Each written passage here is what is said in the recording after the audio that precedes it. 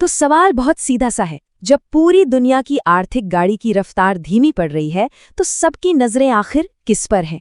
कौन है वो नया इंजन जो इस गाड़ी को फिर से रफ्तार देगा?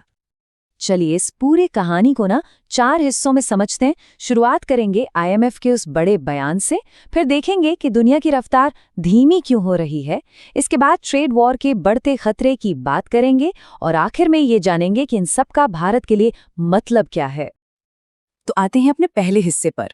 और ये समझना बहुत जरूरी है कि ये सिर्फ किसी एक्सपर्ट की राय नहीं है, ये अंतर्राष्ट्रीय मुद्रा कोष यानी आईएमएफ की तरफ से आया एक बड़ा ऐलान है।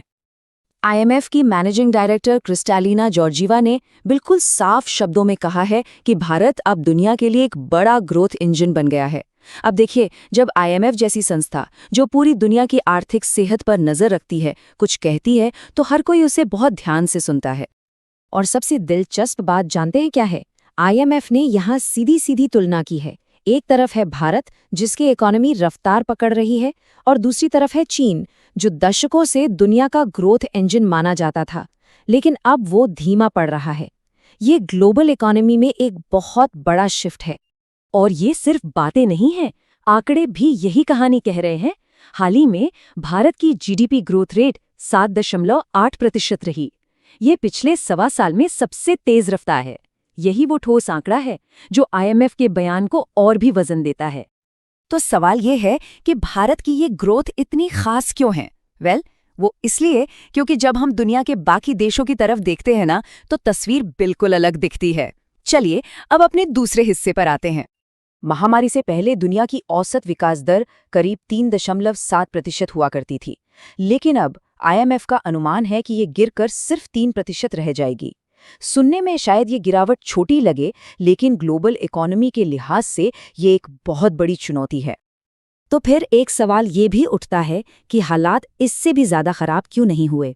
आईएमएफ के मुताबिक इसकी कुछ वजह हैं, जैसे कि देशों ने काफी मजबूत आर्थिक नीतियां अपनाई, प्राइवेट सेक्टर ने भी नई चुनौतियों के हिसाब से खुद को तेजी से बदला, और व्यापार पर लगाए गए टैरिफ उतने बुरे साबित नहीं हुए जितनी आशंका थी। लेकिन इन अच्छी खबरों के बीच एक बड़ा खतरा भी मंडरा रहा है। और अब हम आते हैं अपने तीसरे हिस्से पर, जो है ट्रेड वॉर यानी व्यापार युद्ध का खतरा। आईएमएफ चीफ ने एक चेतावनी भी दी है। उनका कहना है कि दुनिया की इकोनॉमी ने अब तक झटके तो झेल लिए, लेकिन उसकी जो असली परीक्षा है, बड़े आर्थिक तूफानों को झेलने की क्षमता, वो अभी बाकी है। मतलब आगे और भी बड़ी चुनौतियां आ सकती हैं। इसे समझने के लिए अगर हम सिर्फ अमेरिकी टैरिफ को ही देखें तो अप्रैल में औसत दर 23% थी, जो अब घटकर 17.5% हो गई है।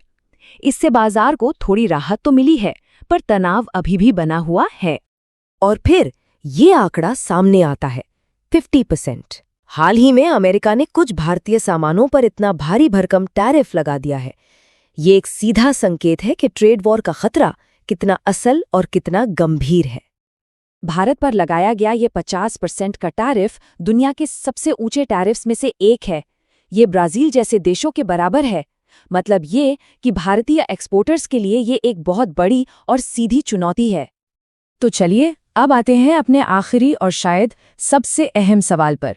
इन सब का भारत के लिए क्या मतलब है और आगे की राह कैसी दिखती है? वर्ल्ड बैंक के अनुमान इस उतार चढ़ाव को और साफ करते हैं। देखिए, अच्छी खबर यह है कि अगले साल के लिए भारत की विकास दर का अनुमान 6.3% से बढ़ाकर 6.5% कर दिया गया है, लेकिन उसके अगले साल के लिए अनुमान को घटा दिया गया है। यह दिखाता है कि आगे का रास्ता अनिश्चितताओं से भरा हुआ है। तो कुल मिलाकर भारत के लिए एक दोहरी हकीकत है। एक तरफ दुनिया उसे एक ब्राइट स्पॉट और ग्रोथ इंजन के तौर पर देख रही है, लेकिन दूसरी तरफ उसे एक ऐसे मुश्किल माहौल से गुजरना है जहां देश अपने बाजारों को बचाने के लिए संरक्षणवाद की नीतियां अपना रहे हैं।